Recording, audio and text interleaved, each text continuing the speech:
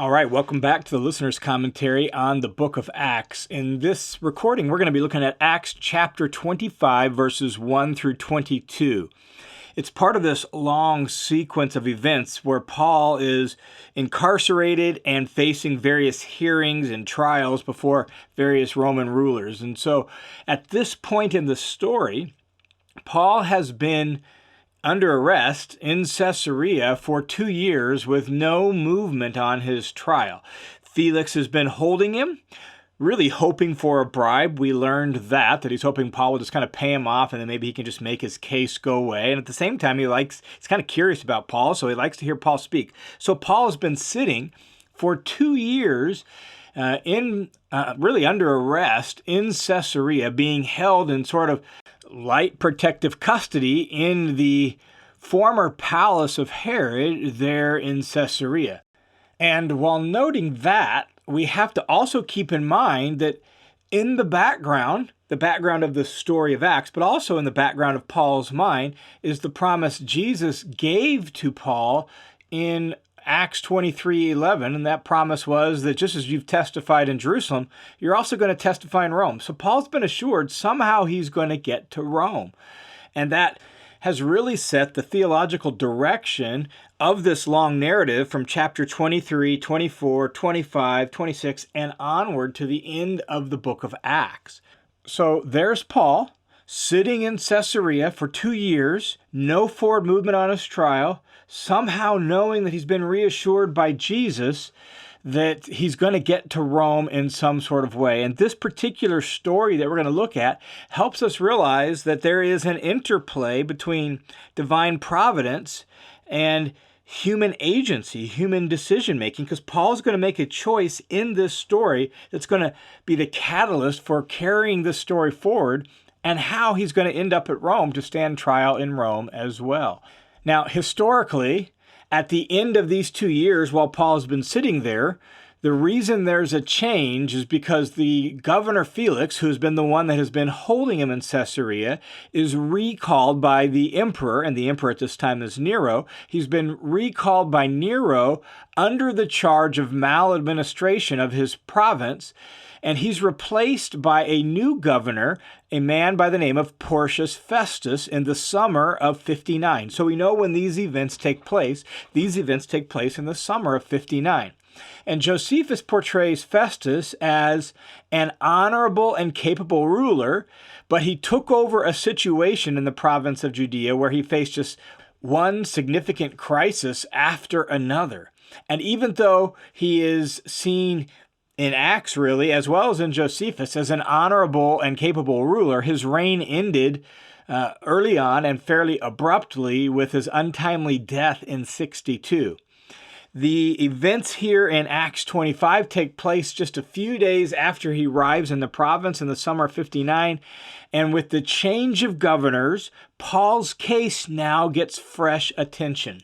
Here's what happens. Festus then, this is verse 1 of chapter 25, Festus then, after arriving in the province, went up to Jerusalem from Caesarea 3 days later. And so Festus arrives in the province of Judea as the newly appointed governor, and 3 days after he arrives, he gets in, he settles in, he unpacks all his stuff, he gets his household set up there in Caesarea, and 3 days later, he heads up to Jerusalem. And the reason for the visit is Felix had left the situation in Judea in really a bad state with very strained relations. There's a long backstory to that historically, and we won't go into all the details of that. But needless to say, the Jews and the Romans, there was growing tension anyhow because of the rise of Jewish nationalism. Felix made matters worse, and so Festus, knowing he needs the cooperation of the Jewish leadership for things to go well, knowing the relationship is strained between the Roman government and the Jewish leadership, 3 days after he arrives in Judea, he heads from Caesarea up to Jerusalem. While he's there, the Jewish leadership immediately reminds him of this case with the Apostle Paul. Verse 2, and the chief priests and the leading men of the Jews, that is, the Jerusalem leadership, brought charges against Paul, and they were pleading with Festus, requesting a concession against Paul that he might have him brought to Jerusalem, at the same time setting an ambush to kill him on the way. So they haven't given up their plan and their hope of ambushing Paul and killing him. Remember, that's what got Paul transferred from Jerusalem to Caesarea in the first place. Well, they haven't given that plan up. They're hoping to try out the new governor. Maybe he, won't understand the full situation. He's the new guy. Let's test him out. And they're hoping that he will transfer Paul from Caesarea to Jerusalem, and somewhere along the way they can carry out that plan they had a couple years earlier of ambushing Paul and killing him. And one of the things that's fascinating to me in this moment is that in view of all the crises plaguing the Jewish nation, plaguing the region of Judea, in view of some of the things that led to Felix being recalled, this is one of the first things that the Jerusalem leadership brings up to Festus. And it reminds us of how really serious this is for the Jews and how much they despise Paul, and they despise the Christians, and they despise what Paul and his preaching the gospel to Gentiles stands for. And so they try to test out Festus and see, will he work with us, and can we finally get rid of Paul? Here's how Festus responds in verse 4. Festus then answered that Paul was being kept in custody in Caesarea, and that he himself was about to leave shortly and go back to Caesarea. Therefore, he said, here's Festus's words, verse 5, therefore, he said, have the influential men among you go there with me, and if there is anything wrong about the man, have them bring charges against him. And so Festus is like, no, I'm not going to bring him here. You guys can come with me, and you can bring the charges against him. So Festus spends some more time in Jerusalem, doing what he needed to do, the business he needed to tend to, building relationships and seeing the nature of Jerusalem, kind of getting the lay of the land, right? Doing all that stuff. So verse 6, after Festus has spent no more than 8 or 10 days among them. So he spends another week and a half among the Jews there in Jerusalem.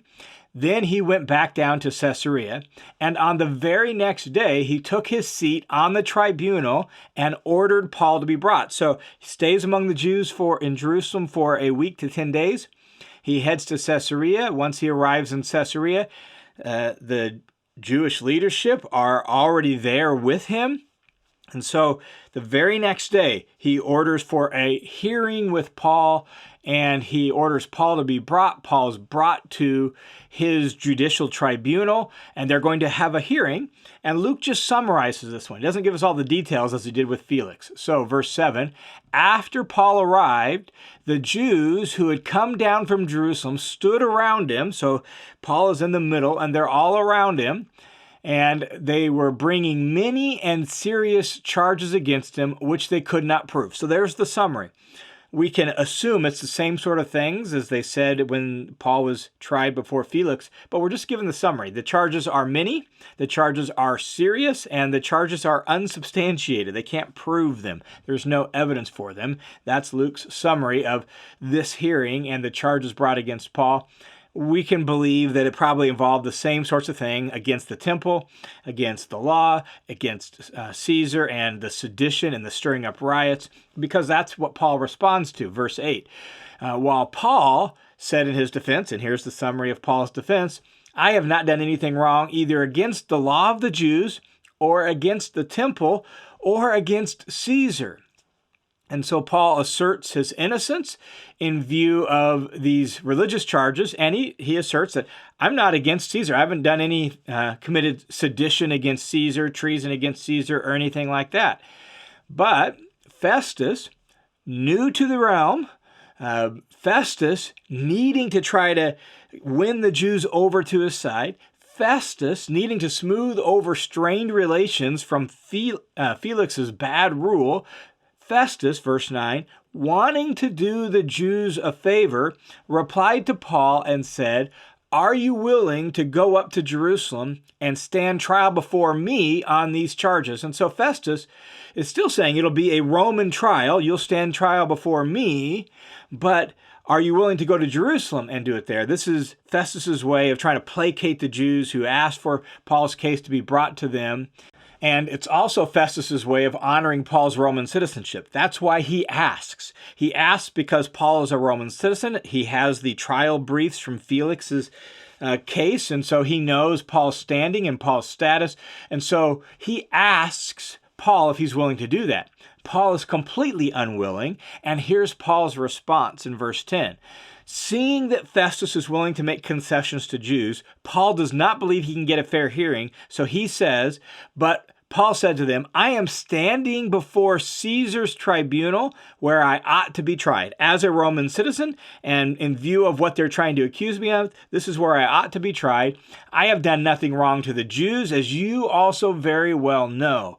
If, therefore, I am in the wrong and have committed something deserving death, I'm not trying to avoid execution, but if there is nothing to the accusations which these men are bringing against me, no one can hand me over to them. I appeal to Caesar. Paul's response is strong, forthright, and powerful. His claim is that Festus really does know better, and he knows that there's nothing substantial to these charges. He knows that Paul really is innocent. That's what Paul believes and claims, and puts that back in Festus's lap. And so he says, look, if there was really anything, I'm in the wrong on anything, and I've committed something deserving of death, I'm not going to try to avoid it. In other words, since the Romans are the only one who technically have the right of capital offense, if there is a Roman crime, a crime against Roman law I've committed, then deal with it. If not, then you're not going to hand me over to these guys. Paul does not believe he can get a fair trial. Paul sees that Festus is already willing to try to placate the Jews and make concessions to them, so he's done with that. And so he says, I appeal to Caesar. And this is Paul's legal right as a Roman citizen to go over the governor's head and to appeal to a hearing before Caesar himself as a Roman citizen. And so Paul, having sat for 2 years, now makes the decision that Jesus promised I would get to Rome. I'm not sure if this is what he has in mind. Maybe this is. I appeal to Caesar. And that's how Paul's going to end up getting to Rome, is this appeal to Caesar. So here's Festus. He's been in Judea at this point for 2 weeks. Here is his first trial that he's hearing as governor of the province, and immediately the guy goes over his head to the emperor himself. And this is really a difficult spot for Festus to be in. And Festus conferred with his council, verse 12, and then finally conceded I've got to kind of let this go. So he conferred with his council and answered, you've appealed to Caesar shall you go. In fact, his historian that's an expert in ancient Roman history said, no sensible man with hopes of promotion would dream of short-circuiting the appeal to Caesar unless he had specific authority to do so. And in this case, Festus concludes that it's really not best. He does this in conjunction with his council and decides there is no good reason for me not to grant this appeal. So he says to Paul, to Caesar you shall go. Now, what this means for Festus is he's got to pull together all the proper paperwork and proper documentation, court proceedings and hearings, charges. He's got to send an official cover letter with all of that. And so he's got to pull together all this paperwork. And he's the new guy on the block. He's got the trial briefs from Felix, but it becomes clear he feels a little sheepish and a little awkward because this is his first case. He's only been here 2 weeks, and now he's sending someone to Emperor Nero for a hearing, and he really is not even sure how to present the case because of the nature of the charges. So it's not like Paul is going to be sent immediately. Festus has to kind of pull things together and arrange transport and all of that. Well, as he's arranging all of that and trying to figure all that out, as well as dealing with all the other stuff of being the new governor in the region, another local ruler comes to pay his respects and visit the new Roman governor on the block, and this ruler is King Agrippa. That is Herod Agrippa II. And he comes to Caesarea to pay his respects. Verse 13. Now, when several days had passed, King Agrippa and Bernice arrived in Caesarea, paying their respects to Festus. And so as another local ruler over the northern territories, Agrippa recognizes that it's in his best interest to befriend Festus and cooperate with him and at least build some political bridges because they're going to have to work together to some degree. So he comes down to Caesarea to visit. And as noted, this is Herod Agrippa II. He is the son of Herod Agrippa in Acts chapter 12. Herod Agrippa in Acts chapter 12 is the one who beheaded the apostle James, arrested Peter, and Peter had that angelic jailbreak. Well, this is his son, Herod Agrippa II. And Bernice is Herod Agrippa II's sister. She has her own interesting story, and we don't have time for all the details of it, but at this point in her life, she's about a year younger than Herod Agrippa II, so he's about 32, she's about 31. She's already been married twice, and both of those husbands have died after she's been married to them for a short time. She has a couple of kids, and so now, as a two-time widow, she has come to live with her brother, Herod Agrippa II, and now she is traveling with him. There were all sorts of wild speculations and rumors about the nature of their relationship, right? The Herods weren't the most moral family, and so there was wild speculation about all that. Don't know whether any of that was true, but here she is with her brother, Herod Agrippa, and they come to pay respects to Festus to really build some kind of political relationships here. Verse 14, and while they were spending many days there, so they're there for a good chunk of time. They've made the journey all the way from the north down here to Caesarea, so they're going to spend a chunk of time there. And while they're spending many days there, Festus presented Paul's case to the king. So he lays out the nature of Paul's case. And here's how he presents it. He says, there is a man who was left as a prisoner by Felix. And when I was in Jerusalem, the chief priests and the elders of the Jews brought charges against him, asking for a sentence of condemnation against him. I replied to them that it's not the custom of the Romans to hand over any person before the accused meets his accusers face to face and has an opportunity to make his defense against the charges. This is Roman legal practice, and that's what happened in the case of Felix, right? They came down from Jerusalem and they laid out their charges before Felix against Paul. Paul made his defense. It's already happened at this point with Paul before Festus, and so as he's recounting what happened, he simply mentions that he was telling the Jews they needed to come and bring their charges against Paul. Verse 17, so after they had assembled here, recounting this event, I didn't delay, but on the next day took my seat on the tribunal, and I ordered the man to be brought. When the accusers stood up, they did not begin bringing any charges against him of crimes that I suspected, but they simply had some points of disagreement with him about their own religion. And so Festus, recounting what happened to Agrippa, basically says, this wasn't like a Roman legal issue. This was like an intramural Jewish debate about finer points of their own belief system and their own religion. That was part of it. And then he says, not only that, they also had some disagreements about a dead man, Jesus, whom Paul asserted to be alive. And this has been the focal point, and Paul's made this the focal point since he was in Jerusalem 2 years earlier when he brought that up before the Sanhedrin. Then he brought it up with Felix. Apparently he brought it up again before Festus, that Paul keeps focusing the issue on the resurrection, specifically the resurrection of Jesus, a dead man whom Paul asserted to be alive. And all throughout the book of Acts, the resurrection of Jesus has been central, and that's important for us to observe and to remember. In fact, if you go clear back to Acts chapter 1, when they're choosing a replacement apostle, they specifically describe his job as being a witness with us of his resurrection. And that's crucial, and that's really at the heart of what it means to speak and proclaim the gospel. It's to testify to Jesus' resurrection, and that by virtue of his resurrection, he is now King and Lord and calling all people everywhere to repent. And that's been central all throughout the book of Acts, and Paul wants to make it central here in his trial, and so he keeps drawing people's attention back to that. Well, Festus lays that out to Agrippa and says, here's the nature of the case. And then he explains, and yet he appealed to Caesar, and I'm not sure what to do with it about all this. So verse 20, he says, "And being at a loss how to investigate such matters, I asked whether he was willing to go to Jerusalem and stand trial there on these matters. But when Paul appealed to be held in custody for the emperor's decision, I ordered that he be kept in custody until I send him to Caesar." And so he's like, I wasn't really sure how to proceed with this. I wanted to see if he'd be willing to go to Jerusalem. He wasn't. He appealed to Caesar. So now I'm holding him and preparing everything to send him to the emperor.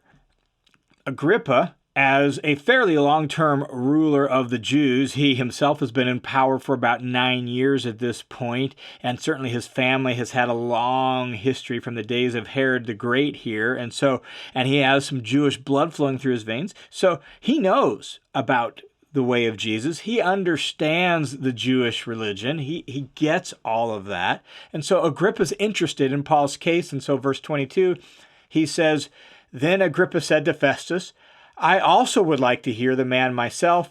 'Tomorrow,' Festus said, 'you shall hear him.'" And so they're going to arrange another hearing for Paul, this time with the new audience of Herod Agrippa II and his sister Bernice. Now, let me just offer one little reflection before we wrap up this section. Because as I've noted, this is really part of one big long story that I think serves in a lot of ways as sort of a worldview builder for us who want to follow Jesus. And it does so in this way. It helps us see how God's providential sovereignty and care sort of plays out, at least in a specific instance. And what we see in this specific scene of this story is we see that God's sovereignty, remember, God promised Paul that you're going to testify in Rome. So he's in charge. He's sovereign. He's working all this out. But God's sovereignty doesn't negate human agency. Paul makes a choice to appeal to the emperor. Now, how did that come about? Did that come about from 2 years of reflection and waiting?